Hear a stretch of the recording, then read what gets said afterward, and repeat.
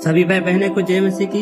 क्या आपने कभी उत्पत्ति 2:21 पढ़ा है, जिसमें ऐसा लिखा है कि परमेश्वर ने आदम की पसली से स्त्री की रचना की थी। लेकिन इसको पढ़ते समय हमारे मन में क्या कभी ये विचार आया है कि यदि परमेश्वर ने आदम से एक पसली निकाल दिया तो क्या हमें भी एक पसली कम है? तो नहीं, वर्तमान समय में यदि देखते हैं तो हम एक पसली कम नहीं है। लेकिन ऐसा क्यों हुआ? क्या बाइबल गलत है? आइए जानिए इसका वैज्ञानिक कारण। जब आदम को परमेश्वर ने बनाया तो उसका शरीर कंप्लीट था और हमारा शरीर लाखों करोड़ों कोशिकाओं से मिलकर बना होता है और कोशिका के अंदर पाया जाता है एक चीज जिसको बोलते हैं डीएनए। और ये डीएनए हमारे शरीर को बनाने वाला एक ब्लूप्रिंट है कि हमारा शरीर कैसा दिखाई देगा, हमारे में आंख रहेंगे, कान रहेंगे, क्या क्या चीजें रहेंगी, वो सब चीजों को परमेश्वर ने उस डीएनए में रखा है। तो आदम को जब बनाया गया वो पूर्ण था, इसलिए उसका डीएनए जब अगली पीढ़ी में जाएगा तो पूर्ण ही बनेगा। जिस प्रकार से जब कोई व्यक्ति का एक्सीडेंट हो जाता है तो उसका अगर हाथ चला जाता है लेकिन जन्म के समय उसका हाथ था, तो जब उससे बच्चा उत्पन्न होता है तो उसका हाथ रहता है। एक बार शरीर बन जाने के बाद उसमें कोई भी होने वाले बदलाव या उसमें होने वाली कमियां या एक्सीडेंट या कुछ भी उसके आने वाली पीढ़ी को में फर्क नहीं पड़ता, क्योंकि इन कोशिकाओं को हम कायिक कोशिका कहते हैं इंग्लिश में, जिसको सोमेटिक कोशिका कहा जाता है, जो अगली पीढ़ी में नहीं जाता। जनरेटिव कोशिका या जिसको बोलते हैं लैंगिक कोशिकाएं ही, जिसको हम स्पर्म या शुक्राणु के नाम से जानते हैं, और एग या ओवा, यही से बच्चा बनता है।